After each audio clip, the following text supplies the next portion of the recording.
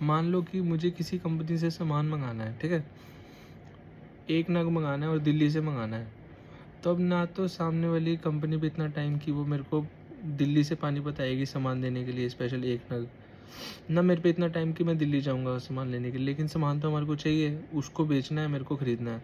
तो हमारे बीच में एक ट्रांसपोर्टेशन कंपनी है, वो क्या करती है, एक जगह से दूसरी जगह माल पहुँचाती है। उनके अपने-अपने फ्रेंचाइज़ी बना रखी है उन्होंने, जैसे उनकी फ्रेंचाइज़ी पानीपत में भी है। जैसे फॉर एग्ज़ाम्पल आर्यावर्त कंपनी है, वो पानीपत में भी है और वो दिल्ली में भी है।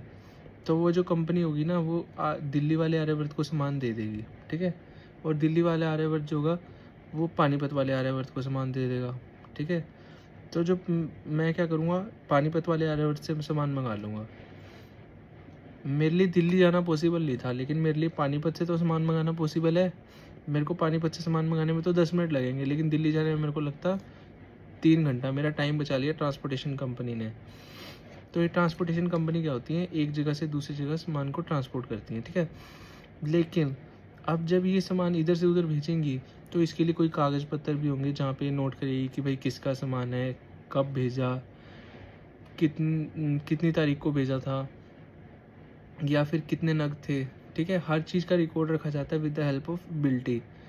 बिल्टी क्या होती है, एक कागज़ होता है जिसमें बेसिकली सारी चीज़ें लिखी जाती है। अगर मान लो मैंने 1 नग मँगाया, तो वो नग कितनी तारीख को आया, किसने भेजा, उसका वेट क्या था, ठीक है?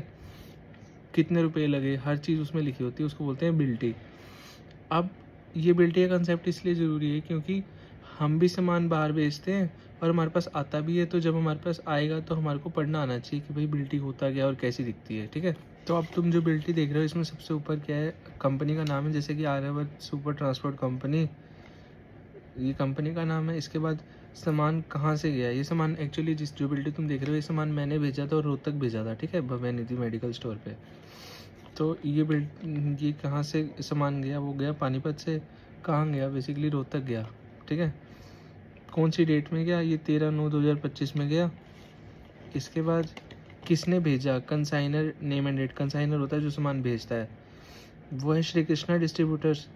और कंसाइनी होता है जो सामान को रिसीव करता है। तो बेसिकली किसके पास गया, भव्य निधि के पास गया। 2 बढ़िया चीज़ें पता चल गई। इसके बाद आया कि कितने नग गए, 4 नग गए। इंग्लिश में भी लिखना होता है, इन्होंने तो इसने नीचे लिखा है 4 नग। उसके बाद वेट क्या था, 80 किलो वेट था 4 नग का। और हमारे काम की इसमें चीज़ है कि भाई प्राइवेट मार्का क्या था। मैं ना बेसिकली क्या होता है, जैसे मेरे को कोई नग भेजना होगा ना, तो मैं कोई मार्का लगा दूंगा, उस पर एक तरह की पहचान होती है। जैसे कि मेरे को मार्का फॉर एग्जांपल मैंने लगा दिया 1060/3, तो मेरी पहचान होगी। मेरे कंप्यूटर में एक नंबर जनरेट होता है, सीक्वेंस होती है वो नंबर की। जैसे मैंने फाइनेंशियल ईयर 1/4/2025 से लेके आज जैसे है कि 19 सितंबर है, 19 सितंबर तक मैंने सामान भेजे होंगे अलग अलग कंपनियों में। तो जैसे मैंने हर बार जब सामान भेजा ना, उसको एक नंबर दे दिया। जैसे पहले दिन 1 नंबर दे दिया, दूसरी बार जिस कंपनी को भेजा उसको 2, 3, 4, 5, 6, 7, 8। तो मैं अब तक मान लो फॉर एग्जांपल कि 60 कंपनियों को भेज चुका था सामान। अब 61वीं नंबर की कंपनी को मैं सामान भेजने वाला था।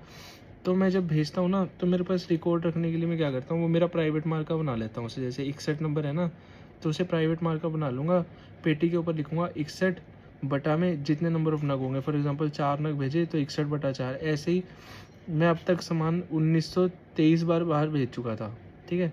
1924 नंबर पे मैंने इसको भेजना था, तो मैंने अपना प्राइवेट मार्का लगा दिया। 1924 बटा में 4 का मार्का मेरा प्राइवेट मार्का है। GR नंबर क्या है, GR नंबर है बेसिकली कि फॉर एग्जांपल ये इनकी कॉपी के नंबर हैं, सीक्वेंस है। अब तक ये ना 3647 बार, 3647 टाइम्स पहले ये पेज सा बना चुके थे। अब ये इन्होंने 3648 टाइम वाला पेज मेरे को ये बना के दिया है।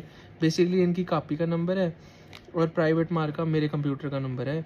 वो तुम्हें धीरे धीरे समझ आ जाएगा है क्या, बहुत आसान चीज़ है। भेजने वाला जो प्राइवेट मार्का होता है, वो पेटी के ऊपर भी लगा के भेजता है। इसलिए कभी सामान मिला हो ना और तुम्हें समझ ना आ रहा हो कि क्या नाम है, इसने मतलब कौन कौन से नग इसने भेजे हैं, तो उस पर मार्का लगा होगा। वही मार्का बिल्टी के ऊपर भी होगा, प्राइवेट मार्का, जैसे 1924/4, यही सेम मार्का पेटी के ऊपर भी लिखा होगा।